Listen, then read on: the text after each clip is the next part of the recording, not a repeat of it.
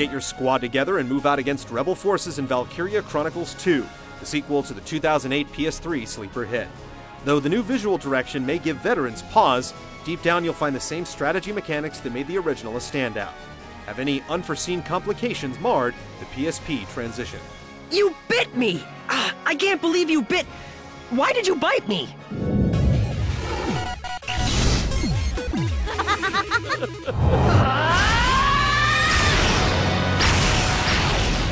Set 2 years after the events of the original game, Valkyria Chronicles 2 shifts focus away from the gallant heroes of Squad 7 in favor of some new recruits.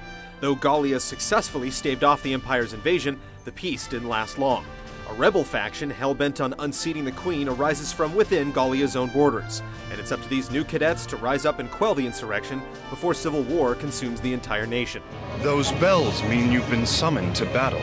What? Us? If I were you, I'd start getting ready. Frankly, it's hard to get attached to Valkyria Chronicles 2's story and characters.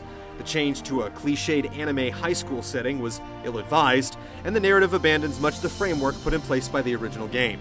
It's a step backwards that, while enjoyable at times, lacks the gripping plot and strong personalities that help distinguish the original.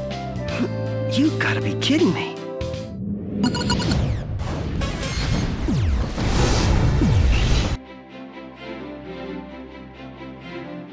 Though the story has changed for the worse, at least the structure remains intact. You spend a lot of your time in Valkyria 2 recruiting soldiers and participating in various missions to protect Gallia, with goals much more diverse than before. New escort and item collection missions mix things up, and maps are now broken up into smaller sectioned-off areas with a scale that feels just right. And if you find the basics a bit overwhelming, the addition of an easy mode makes everything that much more accessible. Gallian girl attacks! All of the major classes make a return along with a few new additions. The traditional level system expands from 20 levels to 50, but it's the new job system that stands out the most. Each class has 3 tiers, with 6 different job variations in addition to the default one. Characters aren't locked into any one class anymore either, which puts a greater emphasis on individual progression. It's a welcome improvement over the original. The weapon system underwent some revision as well.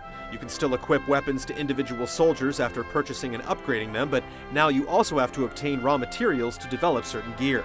Your tank has multiple body classes and artillery types to select from, all with branching paths as well. Gone is the Tetris-style grid to construct your tank's abilities, and in its place is a weight capacity assigned to each tank model.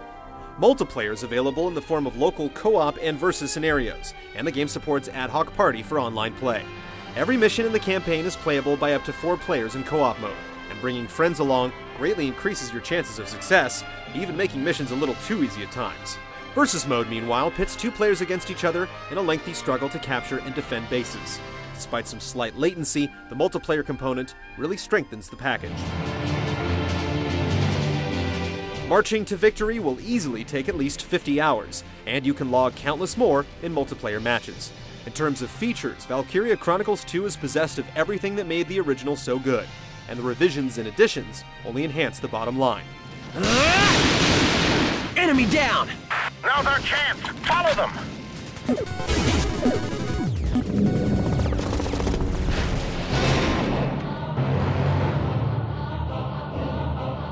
Combat in Valkyria Chronicles 2 follows in its predecessor's footsteps.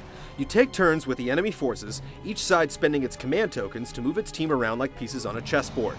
Once a piece is set into motion, the action turns real time. You have full control of your character's movements and actions, though there are limitations. Once the turn is up, you can opt to use the same unit again with a slight reduction in its mobility, or move on to another unit. So long as you have command tokens in your pocket, you can continue this process.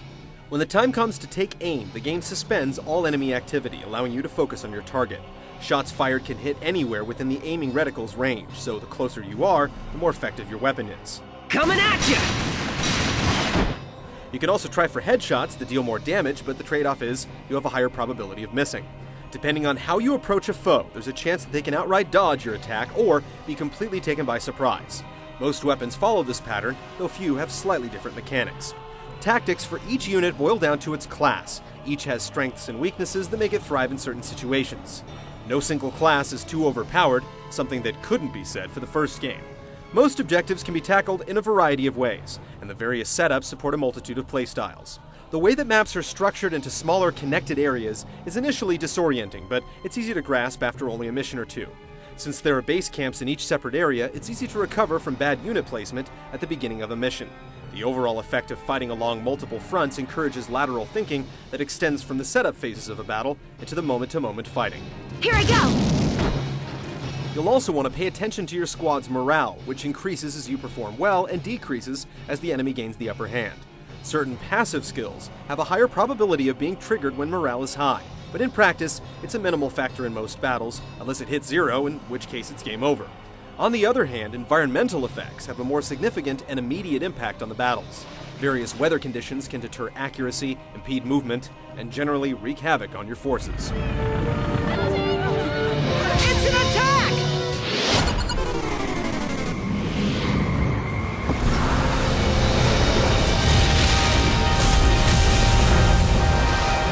Cramming the impressive visuals of the original PS3 game into a portable format is no small feat, but the sequel manages to pull it off. Though the game is not as crisp or refined overall as its big brother, Valkyria 2's environments and characters manage to look great. Too bad the same can't be said for the animated cutscenes and dialogue sequences. The generic anime style is a poor substitute for the unique watercolor look of its predecessor. I'm gonna get ya! The new score falls short as well, and the voice work, while tolerable, is second-rate. I'm trying to concentrate, if you don't mind.